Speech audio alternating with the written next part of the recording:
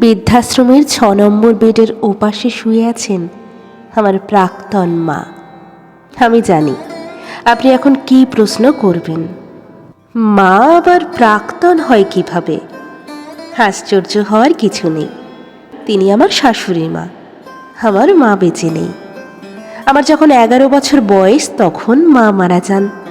বাবা খুব কষ্ট করে আমায় পড়াশুনো করালেন, তবে অত বেশি না, ইন্টার পাস। এমন পড়াশুনোয় ভালো মানের চাকরি করা যায় না। বড়জোর নার্সিং কোর্স শেষ করে কোথাও বেসরকারি কোনো প্রতিষ্ঠান জীবন এগিয়ে নিয়ে যাবার মতো ছোটোখাটো চাকরি করা যায়। আমিও তাই করলাম, নার্সিং কোর্স করলাম। আমার প্রেমিকের আর্থিক অবস্থা ছিল অত্যন্ত ভালো, সেও শিক্ষিত ছেলে। 3 বছর সম্পর্কের দরুন সে তার বাবা মাকে রাজি করালো আমায় বিয়ে করার জন্য।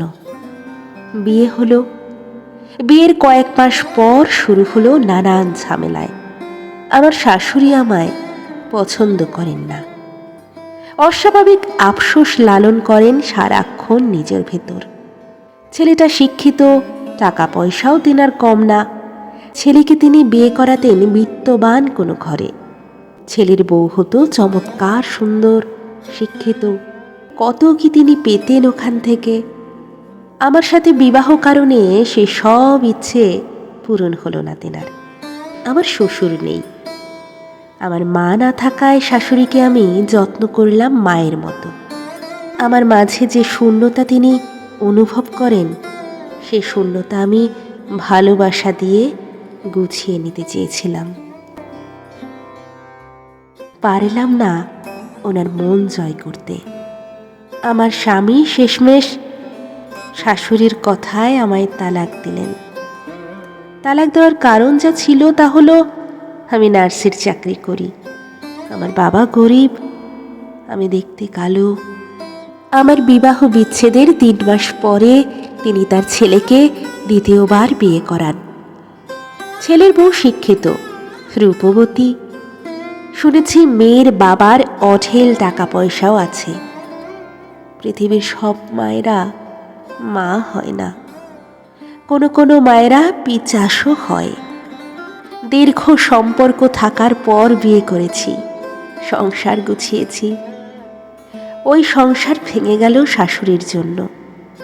আমার স্বামী মায়ের কথায় বিরক্ত হয়ে আমায় ডিভোর্স দেন। তারপর কেটে গেল 9টি বছর। আমি বৃদ্ধাশ্রমে নার্সিং সেবার কাজ করি।